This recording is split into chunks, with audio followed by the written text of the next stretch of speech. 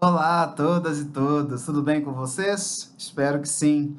Bem-vindas e bem-vindos a mais uma aula de Teoria do Estado. Essa aula ela vai ser, ao meu ver, espero, um pouco mais curtinha, porque a minha intenção aqui é só finalizar a discussão que foi iniciada, na videoaula anterior em relação à aula do livro Segurança, Território e População do dia 15 de março de 78. Na videoaula passada, nós discutimos o tema da salvação e o tema da obediência, até quando eu li uns trechinhos para vocês, do texto do Francis Bacon. E agora, nessa videoaula, eu queria fechar essa tríade falando com vocês sobre o tema da verdade, né? A verdade que, como vocês já sabem, assim como aconteceu no poder pastoral e assim como vai acontecer no liberalismo, é um eixo fundamental para que uma técnica de governo ela possa se estabelecer, ela possa reproduzir, ela possa condicionar comportamentos e subjetividades. Fazendo um comparativo, e aí eu já entro, sem mais delongas, na ideia da verdade, fazendo um comparativo com o momento anterior do pastorado, como que o pastorado ele lidava com a questão da verdade? Basicamente por meio de dois eixos, né? Então você tem uma verdade no sentido de um conjunto, um sistema de discursos que é transmitido pelo pastor, e aí você tem o eixo do ensino, que é um eixo importantíssimo, que é exatamente o momento que você transmite essa verdade, essa cosmologia religiosa, e do outro lado você tem a dimensão da confissão, que é quando o indivíduo ele expurga, a própria verdade, ele transmite para o pastor a própria verdade para que dessa forma o pastor consiga conhecer o máximo possível a sua ovelha. Essa é a dinâmica no contexto de poder pastoral. Aqui, no contexto da governamentalidade administrativa, a gente também vai ter a verdade, mas ela vai se articular de uma forma um pouquinho diferente. E aqui eu queria trabalhar dois pontos para vocês, que é exatamente o ponto que o Foucault vai trabalhar ali no final da aula do dia 15. Primeiro ponto que o Foucault vai trabalhar é relacionado à dimensão do conteúdo, como assim a dimensão do conteúdo? O Foucault ele vai se questionar como que o que o soberano ele precisa saber, o que é fundamental para um soberano conhecer para governar bem? Esse é o ponto. E aí, por que a pergunta é para o soberano? Aí eu retomo as videoaulas anteriores, em virtude da razão de Estado. Eu lembro para vocês que a razão de Estado, que é o conceito central que estrutura a racionalidade do que vai vir posteriormente como governamentalidade administrativa, e essa razão de Estado, ela volta a atenção, ela volta a finalidade para o próprio Estado. Nós estamos em um contexto de absolutismo, e nesse contexto de absolutismo, o que busca ser salvo é o Estado, não os indivíduos. Os indivíduos são vistos como meio para a realização, concretização, fortalecimento dessa instituição Estado que se estrutura de uma forma concentrada a partir da modernidade. Então, por isso, a verdade ela não está olhando para o rebanho, como acontecia no contexto de poder pastoral, mas ela volta o questionamento para o próprio Estado. E aí eu repito, o que se busca responder nesse primeiro momento? Qual é o saber ou conjunto de saberes que são fundamentais para o Estado, para que o Estado governe bem? E aí o Foucault vai fazer uma divagação sobre isso. Em relação a esse ponto, o que o Foucault vai dizer? Olha, num primeiro momento, o que é fundamental para o soberano saber está no campo daquilo que é praticamente ou quase intuitivo. Então, quando eu coloco isso, provavelmente vocês que estão me vendo devem pensar algo do tipo: ele deve conhecer bem as tradições, ele deve conhecer bem a história da sua sociedade ou da sociedade que ele está comandando, ele deve saber bem das leis, sejam as leis humanas, sejam as leis divinas, que a sociedade se submete a ela. Então, esses saberes, o Foucault ele vai perceber que nesse momento histórico eles são importantes, sim. Até porque essa autoridade ela precisa estar conectada para obter legitimidade, para ter aceitação social, que é importante ou fundamental para que a técnica de governo aconteça. Isso é inquestionável. Porém, o Foucault ele mostra que a partir da governamentalidade administrativa, a gente tem um acréscimo aí. O que é o acréscimo? É o fato de que não, esses saberes que eu acabei de mencionar, eles são importantes, mas não são suficientes. Então, para o governante conseguir exercer bem a sua técnica de governo, é fundamental que ele conheça, né, o objeto, né, o objetivo da sua técnica de governo, que é a população, que é a geografia do lugar, que é as riquezas que estão disponibilizadas para ele.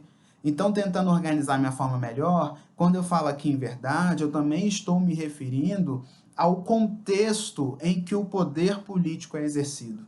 Então, é muito importante para quem exerce o Estado, para quem controla o Estado, conhecer o contexto do Estado. E aí, esse contexto ele pode ser tanto numa dimensão humana, que eu estou chamando aqui de populacional, no sentido de conhecer, por exemplo, taxa de natalidade, taxa de mortalidade, as riquezas que a população tem. Então, é uma população mais miserável, é a população com um poder econômico mais efetivo, conhecer as estratificações sociais, conhecer as funções que cada indivíduo exerce na sociedade ou não, se existe ali uma mão de obra ociosa. Então, esse componente humano, na sua profundeza, é importante que o soberano conheça.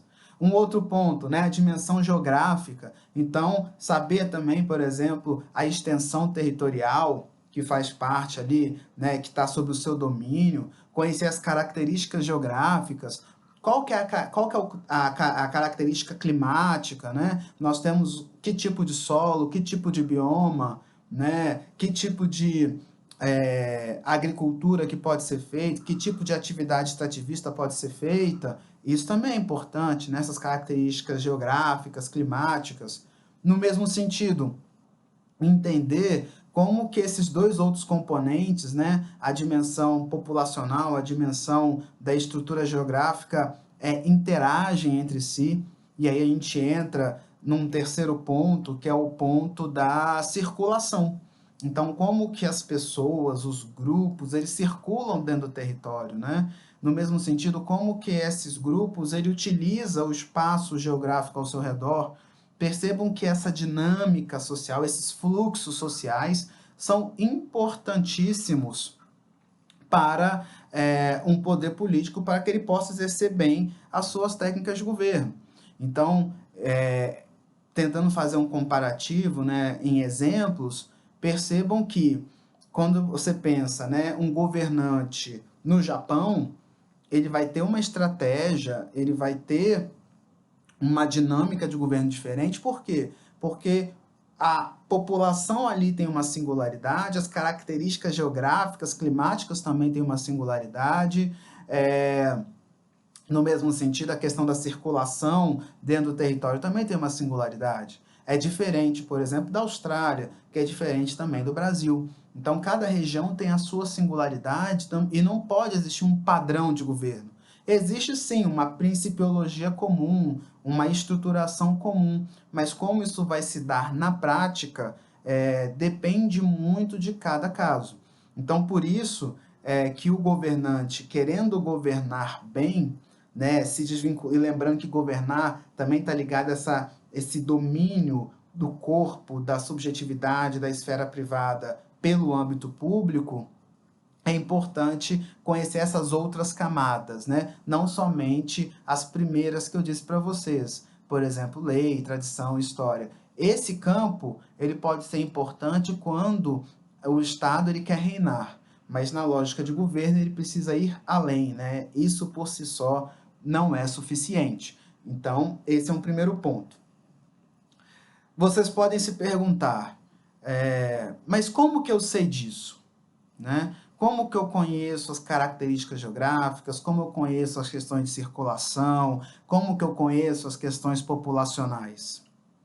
Aqui, e aí ele vai dar uma ênfase, né? O Foucault vai dar uma ênfase nesse processo, um elemento surge nesse momento, nesse contexto, e se torna fundamental para o exercício do poder político, não só no século XVII, mas também em todos os séculos posteriores. Então, quando a gente pensa, por exemplo, o funcionamento do Estado brasileiro hoje, esse instrumento ele tem uma centralidade, ele é fundamental. Que instrumento é esse?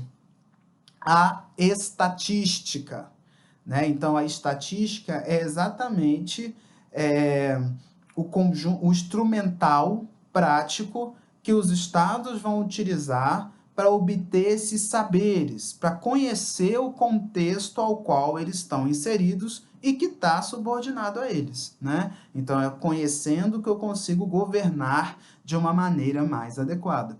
E a estatística, como vocês podem imaginar, né? Num primeiro momento, ela vai ser mais precária, mas ela vai se aperfeiçoando, ao ponto de que, nos dias atuais, a ciência estatística ela é extremamente complexa, extremamente sofisticada. Inclusive, existe um curso, né, de graduação em estatística. Tamanha a sua complexidade, tamanha a sua sofisticação e as suas peculiaridades. E esse instrumento, uma vez criado aqui, ele nunca mais vai ser abandonado pelos estados, que é exatamente a maneira como ele incorpora esses novos saberes, né? Então, isso é importantíssimo, a figura da estatística, né? E aí entra como um estruturante dessa ideia de verdade. Um segundo eixo que ele vai colocar como uma segunda questão vinculada ao tema da verdade, primeiro é a questão do saber, que vem com a estatística. O segundo ponto está ligado ao que ele vai chamar de problema do público. Então, que estaria muito ligado aí a uma ideia da transmissão da verdade, né? O que eu quero dizer com isso? Da mesma forma que no poder pastoral você tem uma cosmologia, você tem um conjunto de discursos reconhecidos como verdade que são transmitidos, em relação ao Estado, isso também vai acontecer, né? Então, em relação ao Estado, existe também todo um sistema de convicções, todo um complexo de discursos que vai sustentar, que vai dar validade, que vai estimular a legitimidade de tudo que o Estado faz, né? Então, por exemplo, nas aulas de ED é muito comum você estudar, né, as concepções de direito em cada momento histórico. A modernidade ela vai dar uma ênfase muito grande à ideia de razão, exatamente porque busca se desvincular de outras premissas, de outros discursos, como, por exemplo, o discurso teológico da igreja, né? O discurso tradicionalista. Então, para romper e dar uma maior autonomia ao Estado, valoriza-se muito a ideia de razão na modernidade. E aí percebo então que existe uma verdade. E aí como se transmite essa verdade, né? É o que ele vai chamar de uma política da verdade. Essa política da verdade, ele não dá muitos detalhes aqui, porque ele vai falar na próxima na próxima aula e que a gente vai discutir na próxima videoaula, que está ligado um pouco acerca da ideia de polícia. Polícia, e aqui já adiantando um pouco o conteúdo, é diferente da ideia que a gente tem hoje de polícia, né?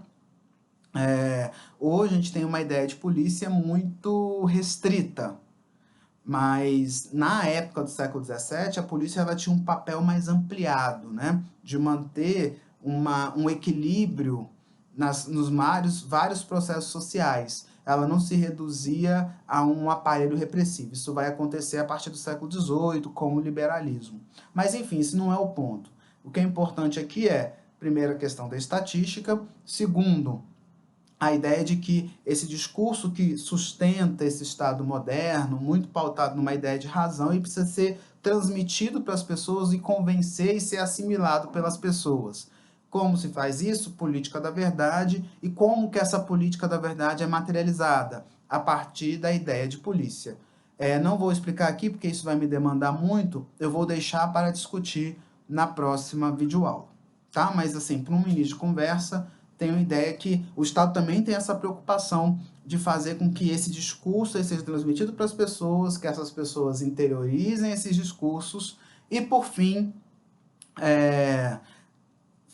reformulem suas práticas, reformulem o seu agir político, reformulem o seu agir econômico a partir dessa nova verdade. Então, a política de verdade vem exatamente para gerar esse processo. Ok, gente? Então, basicamente, assim, em relação à verdade, ele fala bem pouquinho, não tem grandes elucubrações sobre esse terceiro eixo, não. Era isso que eu gostaria de falar para vocês. E aí, só para fechar, né, do mesmo jeito que o Foucault fecha a aula do dia 15 de março, ele vai falar, ele vai primeiramente recapitular um aspecto que eu já apresentei para vocês, quando eu falei de razão de Estado. E que aspecto é esse? A ideia da população. O que ele vai perceber na razão de Estado da governamentalidade administrativa? Ele vai perceber que a população ela é o centro da técnica de governo. Porém, ela não é finalidade, né? Ela é um mero objeto para a satisfação de um outro fim. E que outro fim é esse? É a salvação do Estado. Então, é como se os indivíduos, a população, fosse um mero objeto para garantir a supremacia dos interesses do Estado, para garantir o fortalecimento, a consolidação, a manutenção da instituição do Estado. O indivíduo não é visto como um fim em si mesmo, ele é visto como um meio, como um objeto. Essa informação, ela pode parecer boba agora, mas ela é muito importante para a gente entender as críticas liberais ao absolutismo.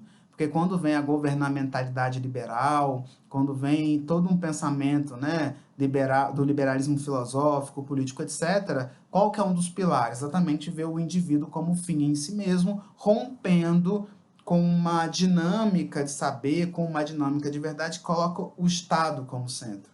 E depois a gente passa no liberalismo para o indivíduo enquanto centro. Mas nesse momento nós estamos estudando o Estado é a centralidade e os indivíduos são vistos como objetos, como meios para garantir o fortalecimento desse Estado. E assim, como eu disse há pouco em relação à política da verdade, né, o mesmo pode ser dito aqui de novo. E aí é a última informação desse capítulo, que ele vai dizer o seguinte, o Foucault ele vai perceber que a maneira pelo qual eu mantenho essa dinâmica, ou seja, os indivíduos como objeto, como meio, e o Estado como finalidade última, dos indivíduos como um meio para fortalecer o Estado, essa dinâmica, para ela ser preservada, para ela ser estabilizada, vai surgir um aparelho, né? um instrumental que vai ser muito importante, que ele chama de polícia. Então, a polícia ela vai entrar aqui nesses dois momentos, seja para promover essa verdade interiorizada que eu expliquei para vocês e essa conversão em comportamentos, a polícia vai entrar. E a polícia também vai entrar para manter essa dinâmica de poder. O Estado como finalidade e os indivíduos, a população enquanto meio. E aí, como vocês já podem pensar, né, nós já vamos trabalhar na próxima videoaula ou na próxima, nós vamos trabalhar entre a primeira ou a próxima, as duas próximas videoaulas, nós trabalharemos essa polícia, né? E aí eu vou entrar com mais detalhes, com mais definições. Ok, gente? Então aqui nós fechamos a aula do dia 15 de março, a gente fechou o tratamento da ideia de salvação, lei e verdade no contexto da modernidade, do absolutismo. Espero que tenha ficado compreensível para vocês, mas se não ficou, não tem problema, né? Vocês sabem que vocês podem tirar essas dúvidas comigo nas atividades de fórum que nós promovemos na plataforma Canvas da PUC Minas. Muito obrigado mais uma vez por tudo, muito obrigado por estarem aí me acompanhando e até a próxima videoaula.